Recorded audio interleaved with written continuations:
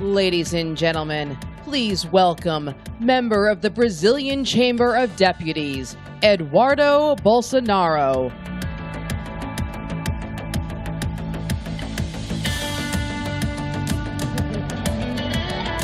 Que isso, ó?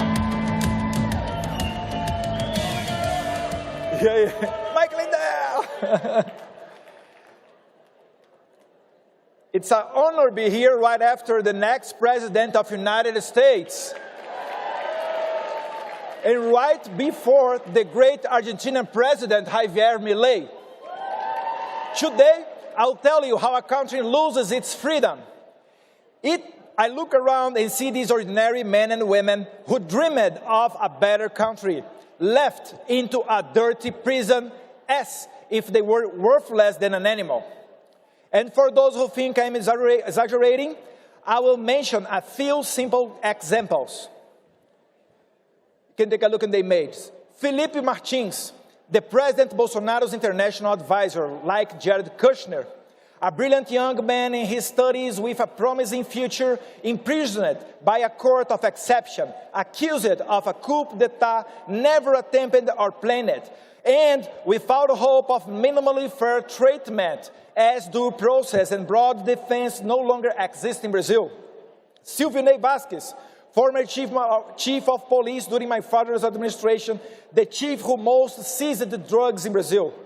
Eduardo Naime, chief of police, who was injured during the protests on January 8th while working during his holidays.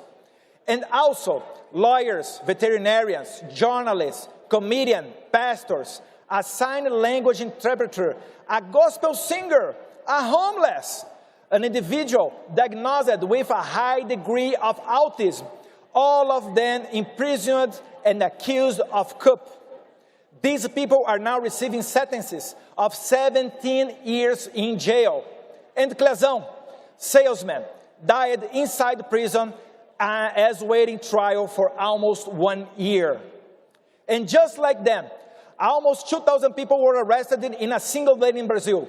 Elderly, pregnant women, and even children accused of being terrorists, of having attempted an armed coup, even though not a single weapon was seized. The totalitarian judicial system created the narrative with the help of the legacy media that these ordinary people were a threat to Brazilian state. And this climate of persecution expanded censoring and hunting critics of the current government. And under the excuse of preserving democracy, goal to imprison my father, the former president, who dared to put the interest of Brazilian people first.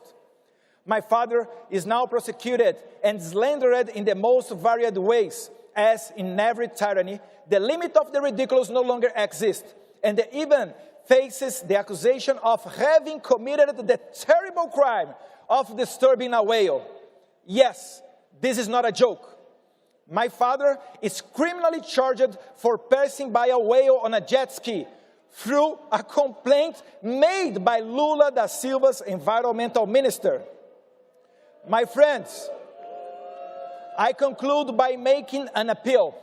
Report what is happening in Brazil.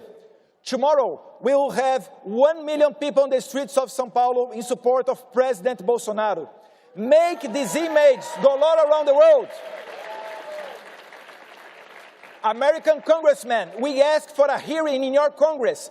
You are the leaders of the free world. Help us to expose this tyranny. It says my father often quotes in John 8:32. And you know the truth, and the truth will set you free. But there is still hope for Brazil. I'm looking forward here now to listen the great president of our brother country, Argentina, Javier Milei.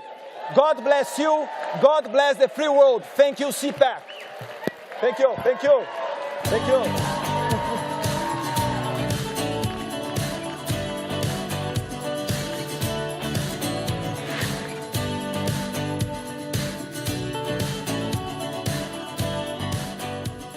Ladies and gentlemen, please welcome the President of Argentina, Javier Milei.